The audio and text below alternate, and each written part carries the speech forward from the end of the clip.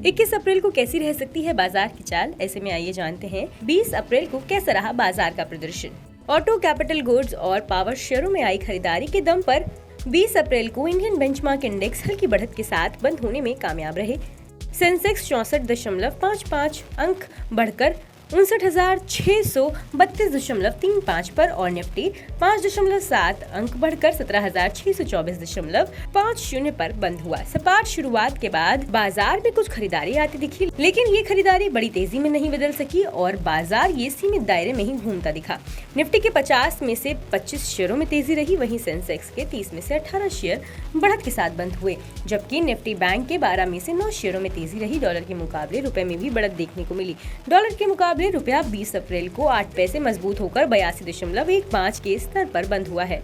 NTPC, Adani ports, Tata motors, Bajaj auto और Asian paints Nifty के top gainers में रहे, जबकि Divi's lab, Eicher motors, HUL, doctor Reddy's laboratories और JSW निफ्टी के टॉप लूजर रहे। सेक्टोरल इंडेक्स पर नजर डालें तो फार्मा इंडेक्स में 1% की गिरावट देखने को मिली, जबकि रियल्टी इंडेक्स में 0.5% की कमजोरी रही है।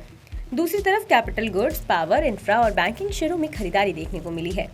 बता दें कि BSE में लिस्टेड कंपनियों का कुल मार्केट कैपिटलाइजेशन 20 अप्रैल को बढ़कर 265.39 लाख करोड़ रुपए पर पहुंच गया, जो इसके पिछले कारोबारी दिन यानी बुधवार 19 अप्रैल को 265.22 लाख करोड़ रुपए था। इस तरह BSE में लिस्टेड कंपनियों का मार्केट कैप 20 अप्रैल को करीब 17,000 करोड़ रुपए बढ़ा है।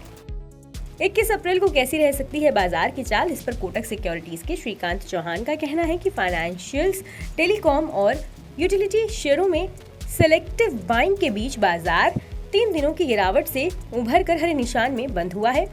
बाजार में पिछले कुछ हफ्तों के दौरान जोरदार तेजी देखने को मिली थी, लेकिन हाल के कुछ दिनों में FII की तरफ से फिर से बिकवाली आने और ग्लोबल सेंट्रल बैंकों की तरफ से मौद्रिक नीतियों में और कड़ाई लाने के संकेत के चलते ट्रेडर सावधानी का रवैया अपनाते दिख रहे हैं। तकनीकी रूप से देखें तो बाजार 200 डे SMA के पास दिशाहीन स्थिति में दिख रहा है। इसके साथ ही ये इंट्राडे चार्ट पर लोअर टॉप फॉर्मेशन भी बना रहा है।